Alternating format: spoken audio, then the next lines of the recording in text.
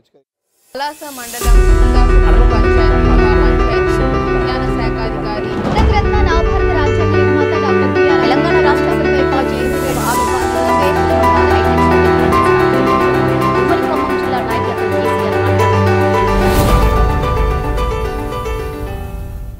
నమస్కారం. BJP TV news కి స్వాగతం. హెడ్లైన్ చూద్దాం.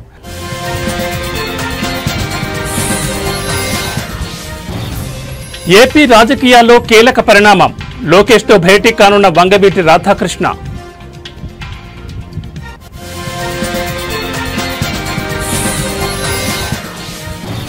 అమరావతిలో జరుగుతున్న రాజధాని నిర్మాణాలపై కీలక ప్రకటన.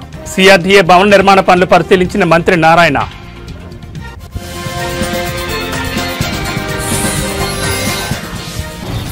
హరీష్ రావు కేటీఆర్ పై తీవ్ర విమర్శలు చేసిన కవిత. ఎమ్మెల్సీ పదవికి పార్టీ సభ్యత్వానికి రాజీనామా.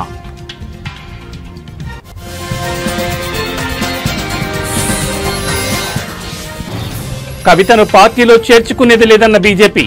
కవిత సస్పెన్షన్ తో బీఆర్ఎస్ పనైపోయిందని వ్యాఖ్య.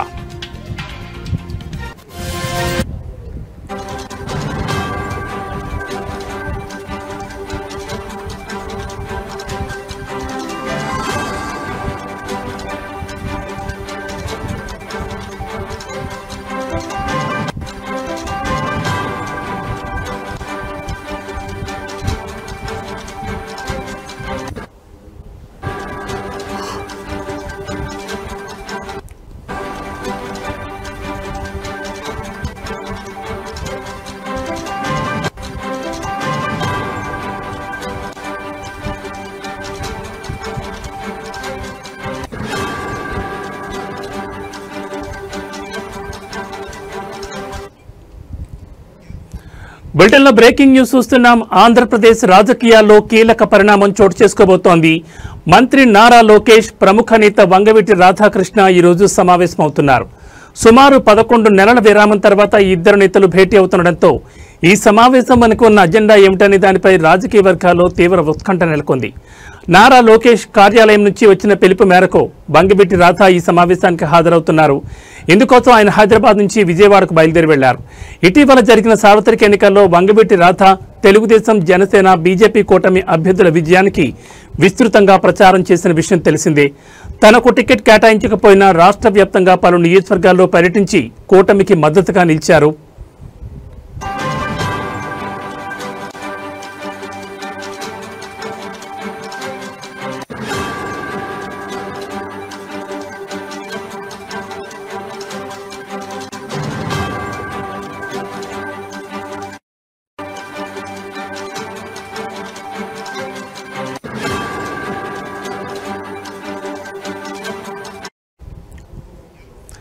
అయితే ఎన్నికల ముగిసి ప్రభుత్వం ఏర్పడిన తర్వాత కూడా వంగవీటి రాధాకు ఎలాంటి పదవి లభించకపోవడంపై ఆయన అనుచరుల్లో కొంత అసంతృప్తి నెలకొన్నట్లు ప్రచారం జరుగుతోంది. ఎమ్మెల్సీ పదవి లేదా మరో కీలక నామినేటెడ్ పదవిని వారు ఆశించారు. ఈ నేపథ్యంలో జరుగుతున్న తాజా సమావేశం ప్రాధాన్యతను సంతరించుకుంది. ఈ భేటీలో వంగవీటి రాధా రాజకీయ భవిష్యత్తుపై నారా లోకేష్ నుంచి స్పష్టమైన హామీ లభించవచ్చని ఆయన వర్గీయులు భావిస్తున్నారు. రాధాకు ఎలాంటి పదవి ఇవ్వబోతున్నారు, ఈ సమావేశంలో ఏ అంశాలు చర్చకు రానున్నాయి అనే విషయాలు ప్రస్తుతం ఏపీ రాజకీయాల్లో హాట్ టాపిక్ గా మారాయి.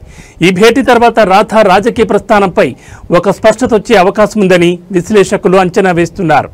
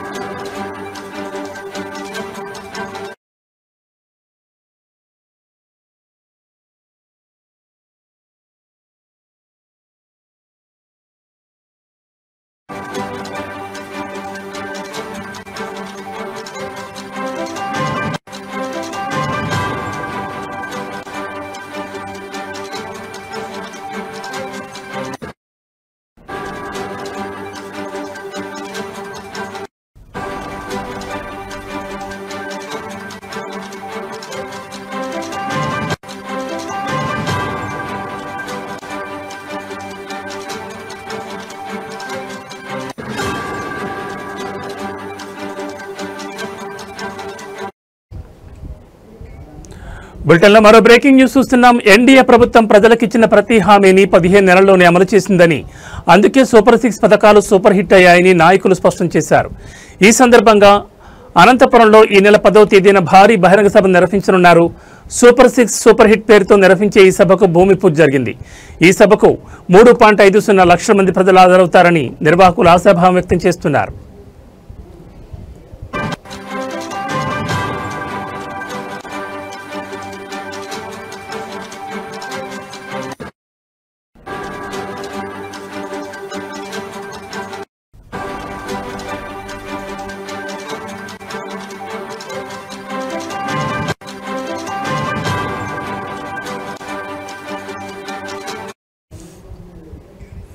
ఈ సభకు ముఖ్యమంత్రి చంద్రబాబుతో పాటు మొత్తం 164 మంది ఎమ్మెల్యేలు హాజరు కానున్నారు. ఎన్డీఏ ప్రభుత్వం సాధించిన విజయాన్ని, హామీల అమలును ప్రజలకు వివరించడమే ఈ సభ ముఖ్య ఉద్దేశమని నాయకులు తెలిపారు. ఎమ్మెల్యే దగ్గుపాటి ప్రసాద్ మాట్లాడుతూ, మా ప్రాంతంలో ఈ సభను ఒక చారిత్రాత్మక ఘట్టంగా భావిస్తున్నామని, ఏవైతే హామీలు ఇచ్చామో అవన్నీ నెరవేరుస్తున్నామని, అందుకే ప్రజలు సూపర్ 6 పథకాలు సూపర్ హిట్ అని అంటున్నారు. ఈ సభను ఎన్డీఏ విజయోత్సవ సభగా నిర్వహిస్తున్నామని తెలిపారు. ఎమ్మెల్యే కాలువ శ్రీనివాసులు మాట్లాడుతూ, 164 స్థానాలు గెలవడం ఒక చరిత్ర అయితే, కేవలం 15 నెలల్లోనే ప్రజలకిచ్చిన హామీలను నెరవేర్చడం మరో చరిత్ర.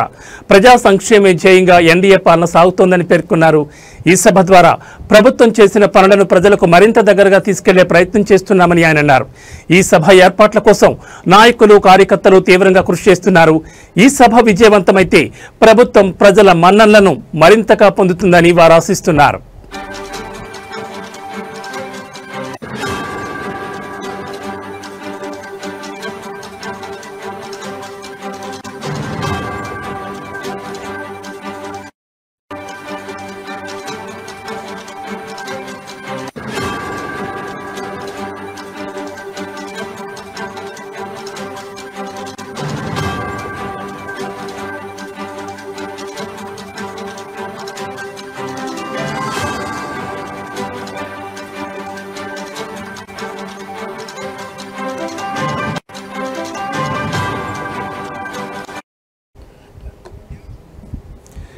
ఎన్డీఏ ప్రభుత్వం ప్రజలకిచ్చిన ప్రతి హామీని 15 నెలల్లోనే అమలు చేస్తుందని, అందుకే సూపర్ 6 పథకాలు సూపర్ హిట్ అయ్యాయని నాయకులు స్పష్టం చేశారు. ఈ సందర్భంగా అనంతపురంలో ఈ నెల 10వ తేదీన భారీ బహిరంగ సభ నిర్వహించనున్నారు. సూపర్ 6 సూపర్ హిట్ పేరుతో నిర్వహించే ఈ సభకు భూమి పూజ జరిగింది. ఈ సభకు 3.50 లక్షల మంది ప్రజలు హాజరవుతారని నిర్వాహకులు ఆశాభావం వ్యక్తం చేస్తున్నారు. ఈ సభకు ముఖ్యమంత్రి చంద్రబాబుతో పాటు మొత్తం 164 మంది ఎమ్మెల్యేలు హాజరు కానున్నారు. ఎన్డీఏ ప్రభుత్వం సాధించిన విజయాన్ని, హామీల అమలును ప్రజలకు వివరించడమే ఈ సభ ముఖ్య ఉద్దేశమని నాయకులు తెలిపారు. ఎమ్మెల్యే దగ్గుపాటి ప్రసాద్ మాట్లాడుతూ, మా ప్రాంతంలో ఈ సభను ఒక చారిత్రాత్మక ఘట్టంగా భావిస్తున్నామని, ఏమైతే హామీలు ఇచ్చామో అవన్నీ నెరవేరుస్తున్నామని, అందుకే ప్రజలు సూపర్ 6 పథకాలు సూపర్ హిట్ అని అంటున్నారు. ఈ సభను ఎన్డీఏ విజయోత్సవ సభగా నిర్వహిస్తున్నామని తెలిపారు. ఎమ్మెల్యే కాలువ శ్రీనివాసులు మాట్లాడుతూ, 164 స్థానాలు గెలవడం ఒక చరిత్ర అయితే, కేవలం 15 నెలల్లోనే ప్రజలకిచ్చిన హామీలను నెరవేర్చడం మరో చరిత్ర. ప్రజా సంక్షేమే ధ్యేయంగా ఎన్డీఏ పాలన సాగుతోందని పేర్కొన్నారు. ఈ సభ ద్వారా ప్రభుత్వం చేసిన పనులను ప్రజలకు మరింత దగ్గరగా తీసుకెళ్లే ప్రయత్నం చేస్తున్నామని ఆయన అన్నారు. ఈ సభ ఏర్పాట్ల కోసం నాయకులు, కార్యకర్తలు తీవ్రంగా కృషి చేస్తున్నారు. ఈ సభ విజయవంతమైతే ప్రభుత్వం ప్రజల మన్ననలు మరింతగా పొందుతుందని వారు ఆశిస్తున్నారు.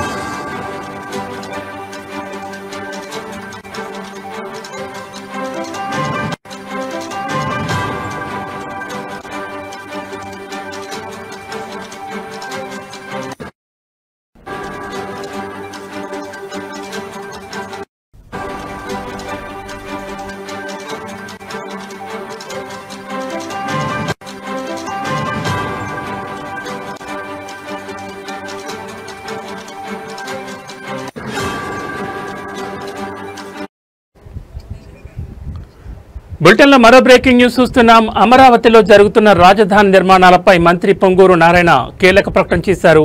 సిఆర్డీఏ భవన నిర్మాణ పనులు ఈ నెలాఖరుకు పూర్తవుతాయని, 3 ఏళ్లలో తొలిదశ అమరావతి నిర్మాణ పనులు పూర్తి చేస్తామని ఆయన వెల్లడించారు. మంత్రి నారాయణ అమరావతి అభివృద్ధి సంస్థ చైర్పర్సన్ డి లక్ష్మీ పార్థసారథితో కలిసి భవన నిర్మాణ పనులను ప్రత్యక్షంగా పరిశీలించారు. అనంతరం మీడియాతో మాట్లాడుతూ ఈ భవనం సుమారు 3 లక్షల చదరపు అడుగుల విస్తీర్ణంలో నిర్మితమవుతోంది. అదనంగా పక్కనే 1.60 లక్షల చదరపు అడుగుల్లో అనుబంధ నిర్మాణాలు కొనసాగుతున్నాయని తెలిపారు. దసరా సందర్భంగా ఈ భవనాన్ని ప్రారంభించేందుకు ఏర్పాట్లు జరుగుతున్నాయని మంత్రి వెల్లడించారు.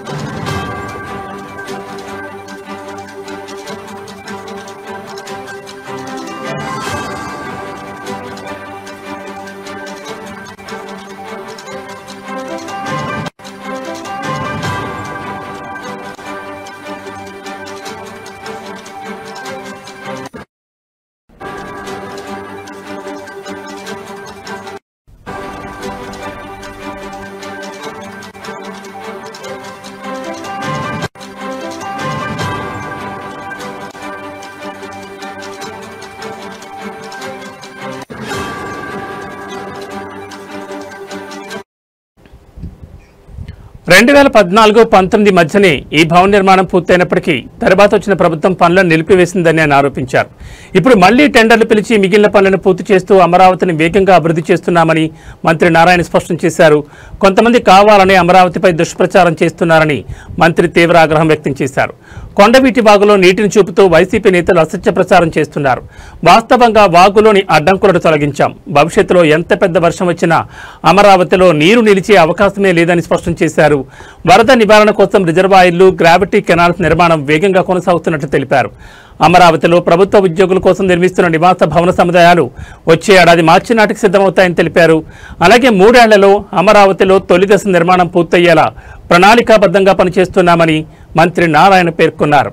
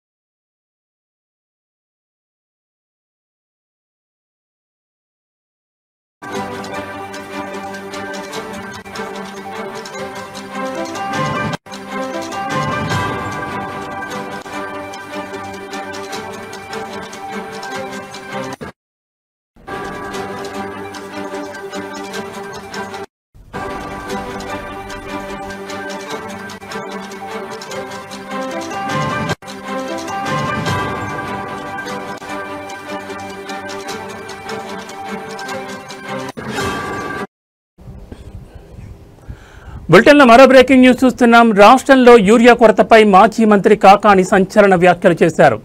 నెల్లూరులో ఆయన మాట్లాడుతూ ముఖ్యమంత్రి చంద్రబాబు నాయుడు మాటలు కేవలం ప్రకటనలకే పరిమితమయ్యాయని, క్షేత్రస్థాయిలో రైతులు తీవ్ర ఇబ్బందులు పడుతున్నారని ఆయన విమర్శించారు. రైతులు ఆందోళన చేస్తున్నప్పటికీ ప్రభుత్వం ఎలాంటి చర్యలు తీసుకోవడం లేదని కాకాని ఆరోపించారు.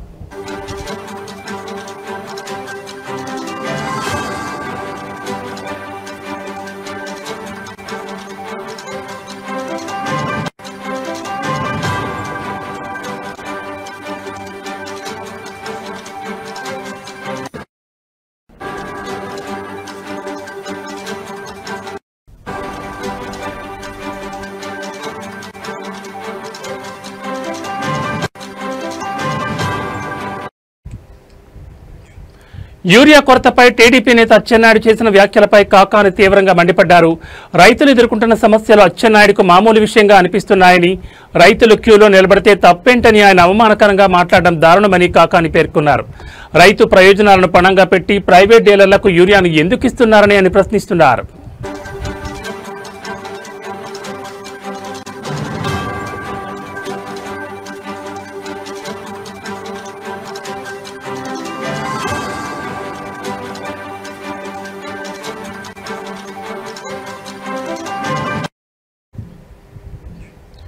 యూరియా బ్లాక్ మార్కెట్ ను ప్రభుత్వం నియంత్రించకపోవడంలో ఆంతర్యం ఏమిటని కాకాని నిలదీశారు.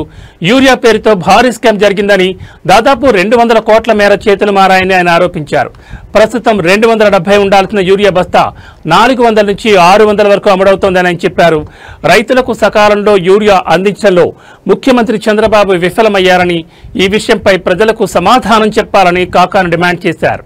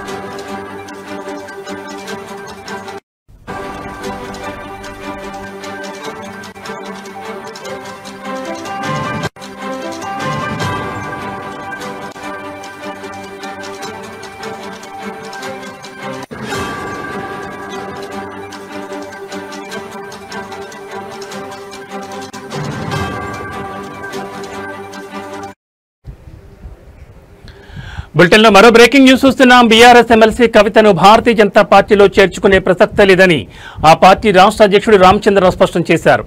అవినీతి ఆరోపణలు ఎదుర్కొంటున్న వారికి తమ పార్టీలో ఎలాంటి స్థానం ఉండబోదని ఆయన తేల్చి చెప్పారు. కవితను పార్టీ నుంచి సస్పెండ్ చేయడంతో బీఆర్ఎస్ పతనం ప్రారంభమైందని, త్వరలోనే ఆ పార్టీలోని ఇతర నేతలు కూడా కారు దిగిపోవడం ఖాయమని ఆయన జోస్యం చెప్పారు.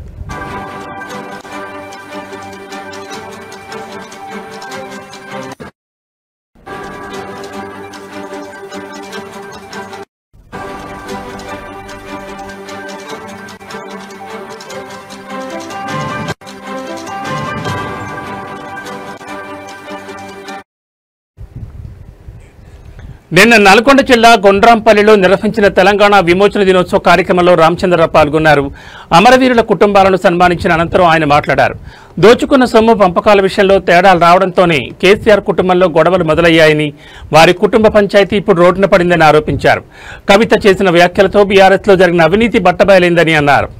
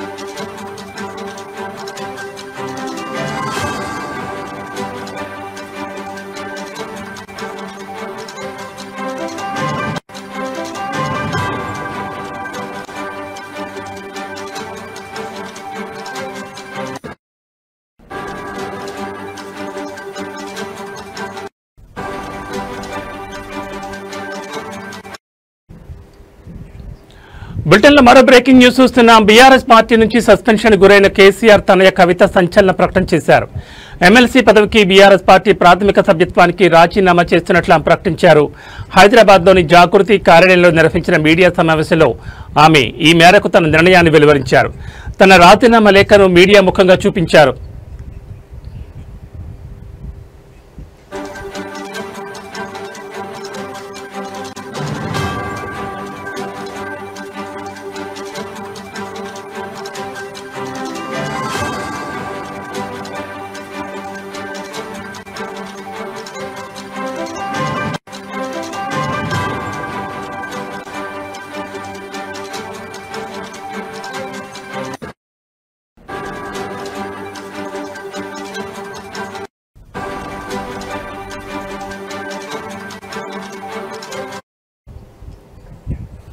ఇదే సమయంలో మాజీ మంత్రి హరీష్ రావుపై ఆమె నిప్పులు చెరిగారు. హరీష్ రావు సీఎం రేవంత్ రెడ్డికి లొంగిపోయారని ఆరోపించారు. రేవంత్, హరీష్ ఇద్దరు ఒకే విమానంలో ఢిల్లీకి వెళ్లారని, ఆ ప్రయాణంలో రేవంత్ కాళ్లను హరీష్ పట్టుకున్నారని చెప్పారు. ఆ ప్రయాణం తర్వాత హరీష్ పూర్తిగా మారిపోయారని, రేవంత్కు లొంగిపోయారని, ఆ తర్వాతే కుట్రలకు తెరలేచిందని తెలిపారు. నాశనం చేయడమే హరీష్ రావు పని అని మండిపడ్డారు. కేసీఆర్, కేటీఆర్ అని దెబ్బతీసి పార్టీని చేజిక్కించుకునే కుట్రలు జరుగుతున్నాయని చెప్పారు.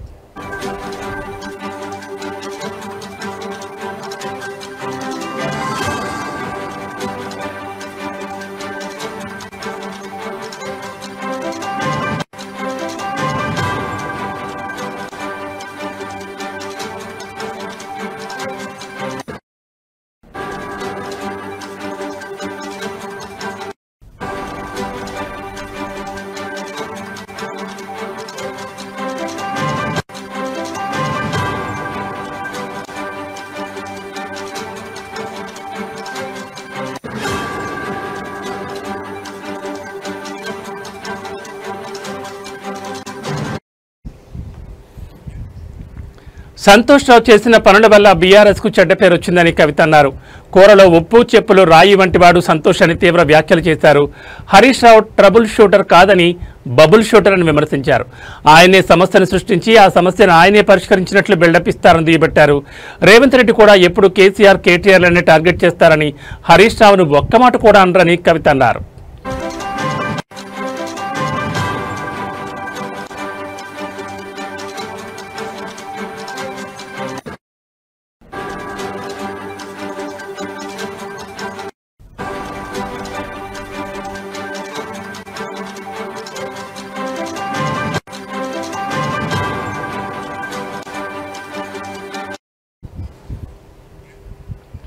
తాను మొన్న చెప్పిన ఇద్దరు నేతలు తనపై చిలువలు పలువలుగా తప్పుడు ప్రచారం చేశారని మండిపడ్డారు.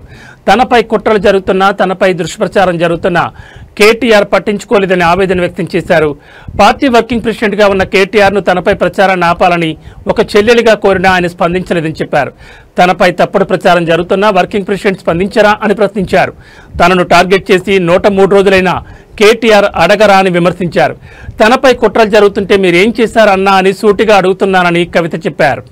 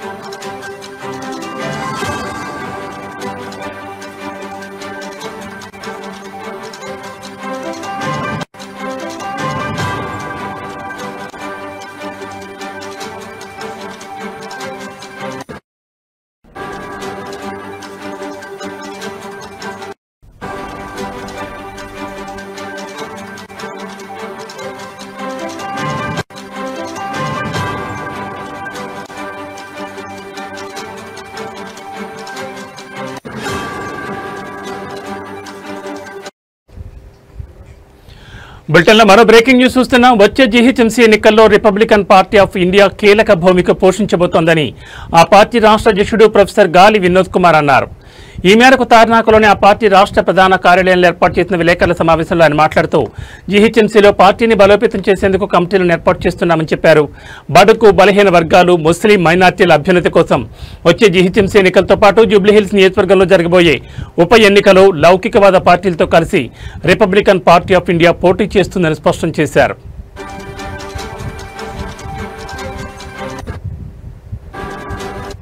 జిల్లా కమిటీలు కూడా వేయడం జరిగింది. దాంట్లో ప్రధానంగా హైదరాబాద్ జిల్లా కమిటీ, అలాగే ఆదిలాబాద్ జిల్లా కమిటీ, ఖమ్మం జిల్లా కమిటీ, వరంగల్ జిల్లా కమిటీ, అంతేకాకుండా ఆ ఉమ్మడి ఆదిలాబాద్ జిల్లాల్లో ఆసిఫాబాద్, ఇంకా నిర్మల్, అలాగే మంచిర్యాల్, సో ఇవన్నీ కూడా జిల్లా కమిటీలన్నీ కూడా మనం వేయడం జరిగింది. ఈరోజు హైదరాబాద్లో జిహెచ్ఎంసీలో పరిధిలో ప్రధానంగా సెటిలర్స్ ఎవరైతే ఉన్నారో, ఆంధ్ర సెటిలర్స్, వాళ్ళకు కూడా ప్రాతినిధ్యం కల్పించాలనే ఉద్దేశంతో ఆ ఆంధ్ర సెటిలర్స్ ఫోరం అధ్యక్షులుగా మోహన్ బాబు గారిని, సీనియర్ లీడర్ మోహన్ బాబు గారిని వాళ్ళ నియామకం చేయడం జరిగింది. అట్లాగే జనరల్ సెక్రటరీగా షేక్. ఇవి బులెటిన్ అప్డేట్స్. మరిన్ని అప్డేట్స్తో మళ్ళీ కలుద్దాం. నమస్కారం.